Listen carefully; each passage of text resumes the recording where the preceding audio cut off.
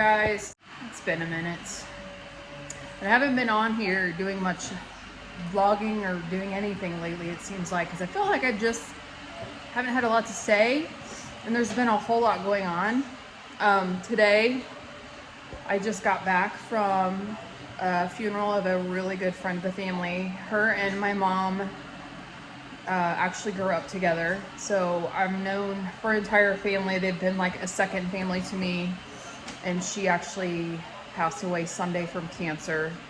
So it's just been even more challenging over the last couple days. I feel like I'm worried about my mom a little bit too, because I feel like everybody who she's been close to has been taken from her. The closest that she's been close to has been taken from her in such a short period of time. So to try to bring her spirits up a little bit more, we talked about maybe leaving a couple days after Christmas and going to Cancun, because that is our number one favorite vacation spot that we've been to so far. Love going to Cancun, and figured it would give her something to look forward to. So we've been trying to figure that out, looking at Costco deals versus Expedia, Hotwire, all those. So kind of been talking about doing that, and hopefully we'll be able to make that happen. But yeah, I just got back from her funeral, which I will have to say, my mom and I kind of laughed. It was a little bit different. Her name was Nikki. Nikki was a very spiritual, religious person. 100% gave herself, to the Lord a long time ago. And has just been a very spiritual, religious person. And so this church she had been going to, her family had went to, and my mom was telling me that she was talking to her before she passed last week, I think. And she said that she was going to switch back churches. Whether that happens, I don't know. Obviously it didn't happen. But she was talking because it was a little too, not spiritual, but it's more of my mom and I were talking about this. It's hard to explain. My mom and I were talking about this actually in the car. I am the type of person, I relate more with a pastor. I grew up United Methodist, but I do better with a pastor, like the church that I attend and that I, either go to in person or virtual. I absolutely love that pastor. He doesn't preach at you, he preaches to you. And so he basically uses the Bible as it's like a theology lesson. However, he relates the lesson that he's trying to teach you into real life, and he relates himself into his sermons and his family into his sermons. And instead of preaching at you, and some ministers, pastors, whatever, that I've listened to, and everybody's entitled to their own opinion. So if you don't agree with me, that's fine. I understand that. But in my experience, the pastors that can preach at you and strictly reference the Bible and everything else. And if you've read the Bible, listened to the Bible, know anything about it at all, it can be a little confusing sometimes. And the wording is very difficult to understand what the meaning or what the story is behind it. The pastor that I really like, the church that I go to, he will go through that and he teaches that, but then he also relates it to real life. So it makes it relatable. So you're not only learning, and you can worship, and it's a great worship service, you can take that out with you into real life and didn't have someone just preaching at you. They were, they were talking to you. So that's what I'm used to. That's what I like. And this minister, pastor, I'm not even sure what he is or what you call him. Super nice guy, very nice, did really well. I felt like a couple things were odd. He talked about stuff that was a little personal that I didn't think should necessarily have been discussed, because it is a very personal issue with one of her sons that I told my mom I thought that was really odd that would have been brought up at her service.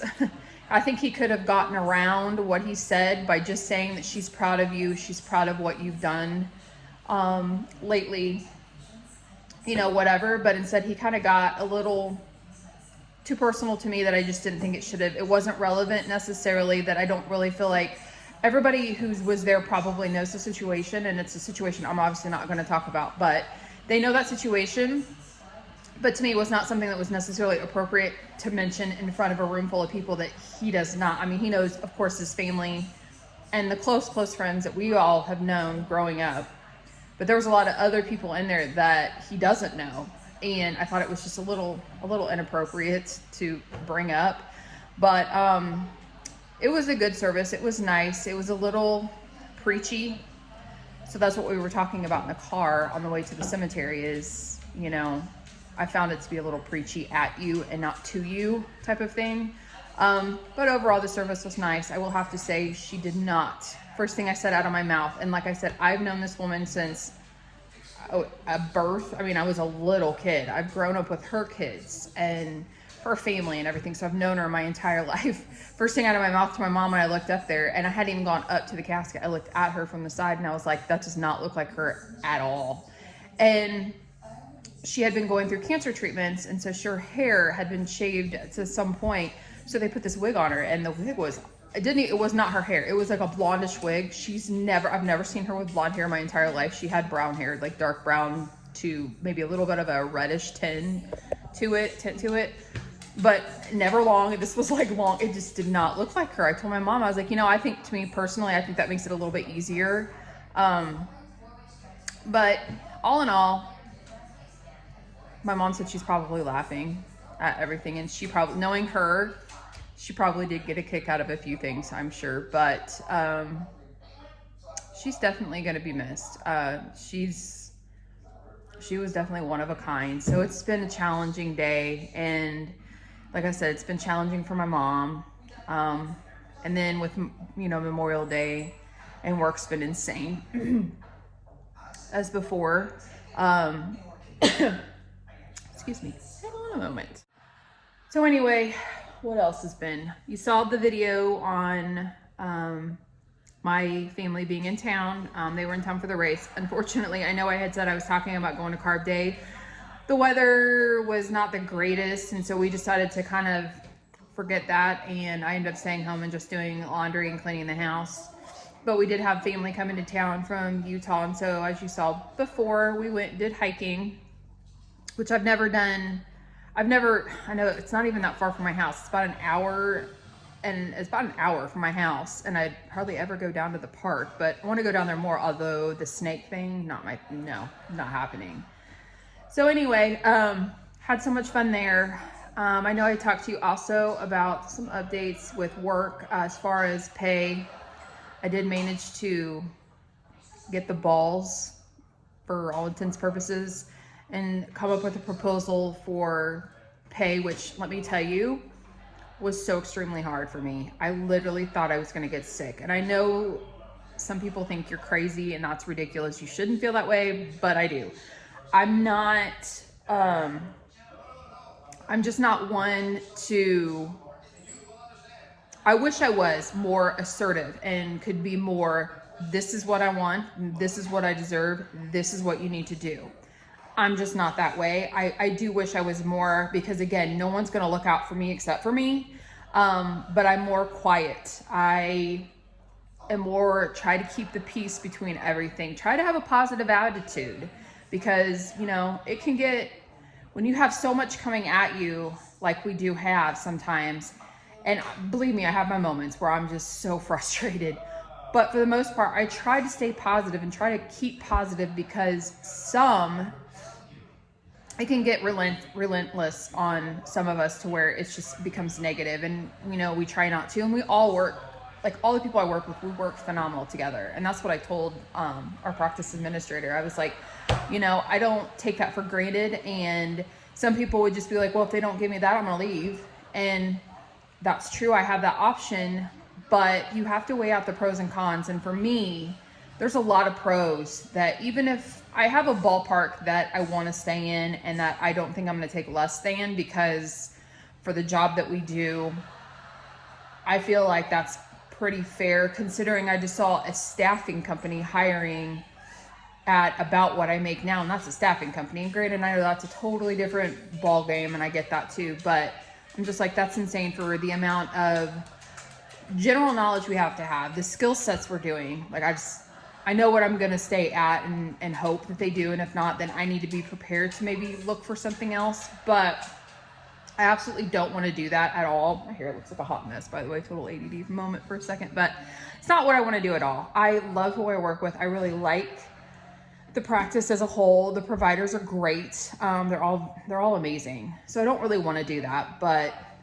I drive an hour north of my house, about 50 minutes to an hour north.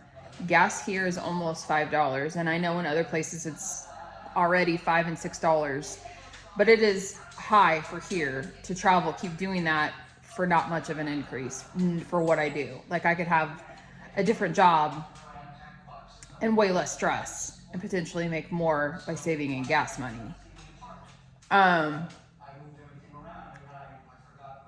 So I did do that though. I know I had talked about how I'm not good at that, and I'm not. I put a proposal together, and literally, like I said, it's just not my thing to do that. I'm very introverted. I'm not an extrovert at all. Some people find that really difficult to believe, but you put me in the right situation. And to be honest, I will not probably say much if I'm in a setting where I don't know anybody and I don't know what to talk about, or I'll end up saying something really stupid, like about the weather. Like, I find myself doing this with new patients at work until I get to know them and kind of find some more things out about them. And I try to weed some of that out so you don't make it as awkward. But I do tend to do that. Me sounding like an extrovert is me completely just faking it, because I want to make sure people are comfortable with me. I don't want to come across standoffish, which I've been told in the past is how I can come across. And oh my God, that's so not me. I'm not standoffish. I'm just quiet. But once you get me going, it's all done. We're done. I'm definitely, I can talk your ear off, probably talk more than I need to. But anyway, so that's happening. I haven't heard yet on that. So we're kind of waiting to see what's going to come of that. Otherwise, life updates is everything's pretty much status quo. Anybody that does watch this, you have any questions for me? I mean, I'd love to hear your questions and try to answer them. But like I said, I've been a little bit absent as far as filming, and I need to be better about it, because this is a journey I had set for myself to do this year, is to do more of these type diaries to try to document life. So I need to try to be better about that. So fingers crossed I get better about that. But anyway, I just wanted to tell you guys thank you for your support. Like I said, it's been a another rough couple weeks. So, and we're still reeling from everything else that's gone on. So I appreciate any prayers you might have. I will take all I can get for many different things. But I wanted to thank you again for your support. If you do like watching and want more content, please hit subscribe. That helps out. And like I said, any questions, you let me know. Otherwise, I hope you all take care. Continue to love one another and spread positivity. Bye.